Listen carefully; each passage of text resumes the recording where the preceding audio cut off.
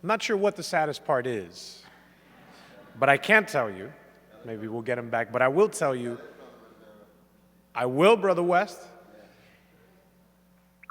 the good thing, the positive thing, is that there are people all over the country, not only watching us right now, but more importantly, working in their communities, making a difference locally.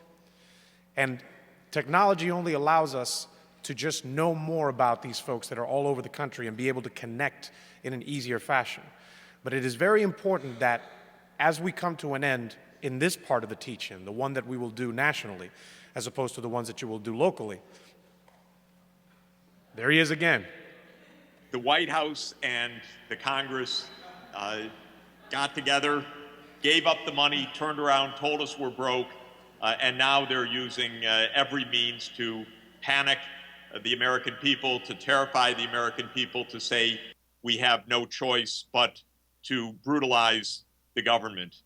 And sad to say, at least from my point of view, we're not hearing the White House defend the most basic standards for America. We're not hearing the White House either take up the cause to explain that the rich, and especially the super rich, have had 30 years of unbelievable soaring income and wealth, and we just let them run away from any social responsibility and continue to do so.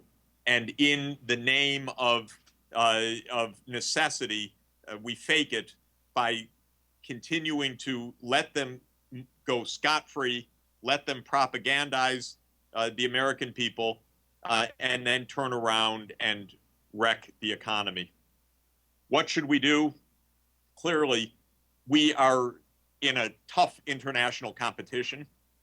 Unless we raise the game on our side, making sure that our kids can get a decent education, making sure that college is affordable, making sure that people can remain healthy, making sure that our infrastructure is brought into the 21st century, like the infrastructure of our competitors, making sure that our science and technology is operating, we will simply not be able to create decent jobs that allow people to continue to have a middle-class income.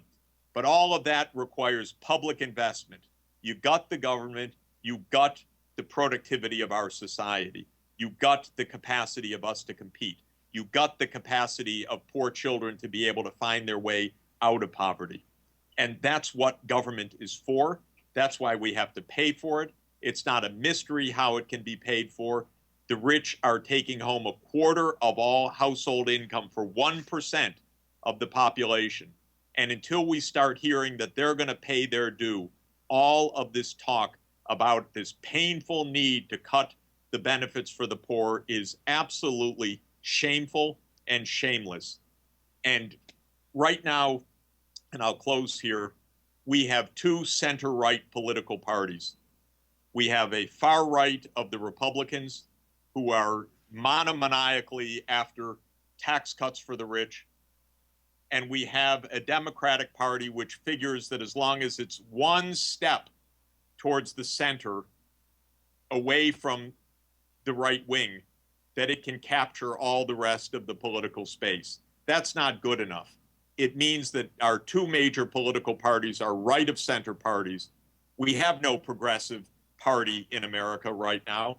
We don't even have a centrist party in America right now. There's too much open space. We need to make sure that the voices are heard. And I should have mentioned one final thing. The American people have figured all of this out. It is simply not true that this is what the public wants. The opinion surveys are absolutely clear. Tax the rich, end the wars, close down this unbelievably wasteful operation in Afghanistan, bring the troops home from Iraq and Afghanistan, cut the military budget, get these massive profits out of the private health insurance industry by creating a public option. The American people, by large majorities, are in favor of all of those normal steps. We don't get them because the parties are run by the rich.